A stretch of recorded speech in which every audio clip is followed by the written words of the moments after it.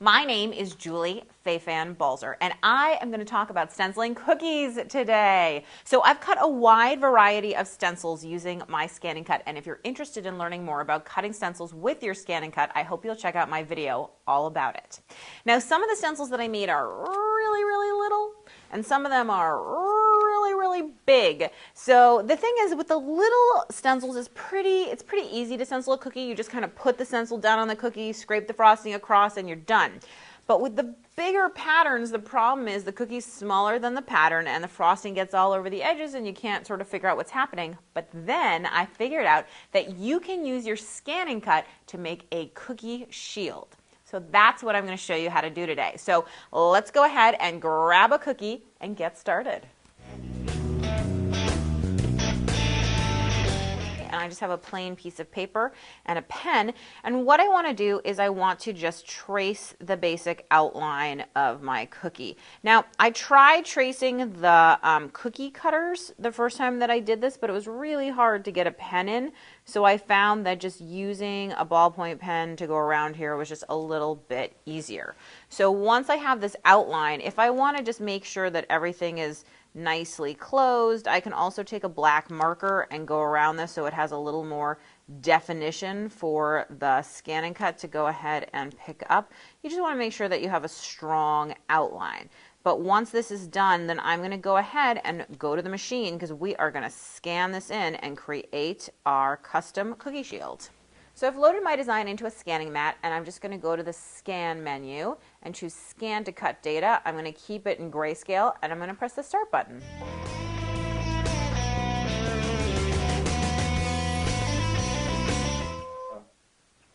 So I'm going to choose the top outline method of creating a cut file, and I'm going to go ahead and just drag this in so that all I'm catching is that leaf right there. That's exactly what I want, just like that. Okay, so once I've done that, I'm going to go ahead and I'm going to hit preview. It looks good to me, so I'm going to go ahead and say save, and we are actually going to save it wirelessly to ScanNCut Canvas. So once that has saved, I'm going to go ahead and grab my tablet and we're going to do one quick piece of editing. And here we are in ScanNCut Canvas, and I'm just going to click on the My Projects tab, and you can see there's the little leaf that we sent over, so I'm going to click on that and I'm going to press the editing button and it's going to bring it into the editing. And look how cute our leaf looks. It looks fantastic. So I'm going to go ahead and select it so it gets the blue box around it, and then I'm going to go ahead and click on the three bars, and then I'm going to say edit, and it's going to bring up this menu. This thing that looks like it has, oops, I just deselected it. So the thing here that looks like an H with two circles, that's the offset line. I want to click on that. Now normally we do an outward offset line. We're actually going to do an inward offset line to create our cookie shield, and you can adjust the size of it as much or as little as you want. I'm fine with the default here, and I'm fine in fact with all of these defaults here. So I'm simply going to say okay. And now you can see I have a second inside line, and it's actually a totally separate cut file. So I can go ahead and I can grab that little inside cut file, and actually I just want to delete this one that we created, the original, because all I'm really interested in is this. This is our stencil. So I'm going to go ahead and click the arrow, and we're going to download that, and we're going to send it over to our ScanNCut wirelessly to create our cookie shield. From the home screen, I'm going to choose Pattern and go to the Wireless button. And there's our cookie stencil. So I'm going to scan in my stencil material so that I can place this perfectly. So now you can see that my leaf is here. It looks pretty good. I'm just going to leave it actually right there. That seems like the right size for it. And by the way, you can see the little test cut that I did too to make sure I was going to cut the right way.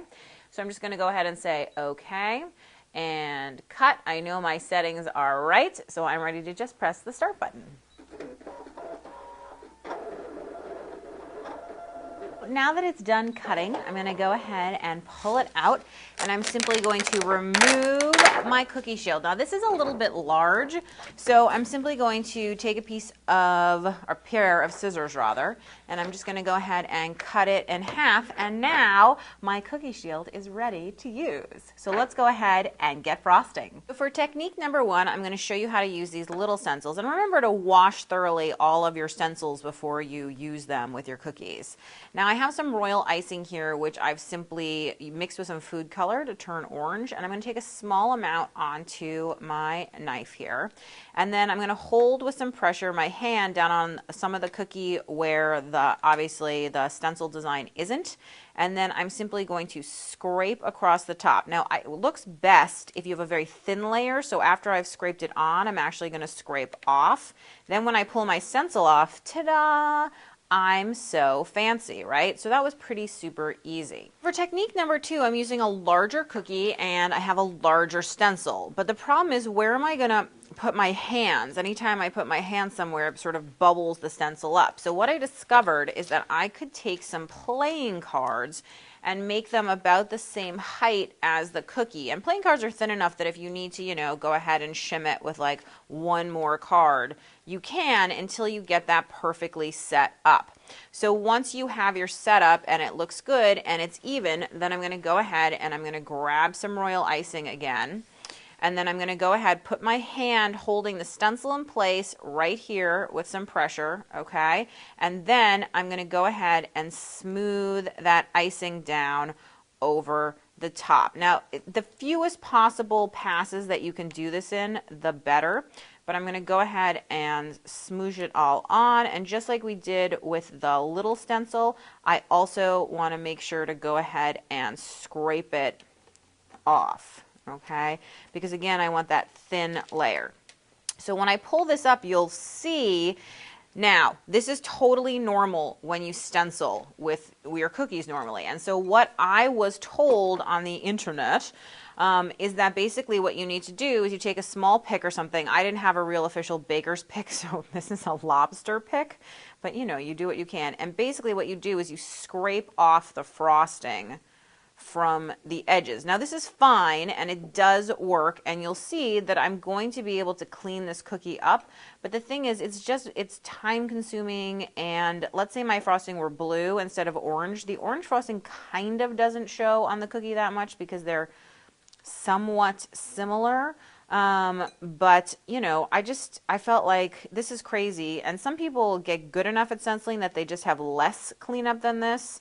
But I just thought I was spending so much time cleaning up these cookies, and that's why I came up with my little cookie mask theory, which is what I'm going to show you next. So for technique number 3, I'm taking a cookie, and I have our cookie shield, and you can see it fits right on there, and there's a small margin. That's why we did that offset line, so that there'll be a little bit of a margin or a lip around there. So once that's placed on there, I can of course put my playing cards back under to give myself a little bit more space here so that everything's not flopping over. And then I also then can take my large stencil and I can go ahead and put that on top, and I can arrange it any way that I want. So I think I want it to be a little more at an angle like that. I'm getting all fancy now, right? So once that's done, I'm going to go ahead and grab my royal icing one more time. And then, oops, I'm going to go ahead and hold this with one hand, okay? And then I'm going to scrape as much as I can right across the top, applying the frosting, okay? Once it's applied, I want to go ahead and I just want to scrape my spatula back across it to scrape off the excess frosting.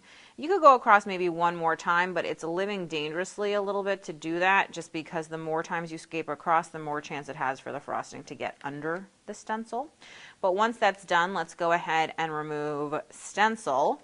And you can see the cookie shield has protected the edges, right? So now if we pull off the cookie shield too, dun dun dun dun, there's absolutely no cleanup. It's completely perfect.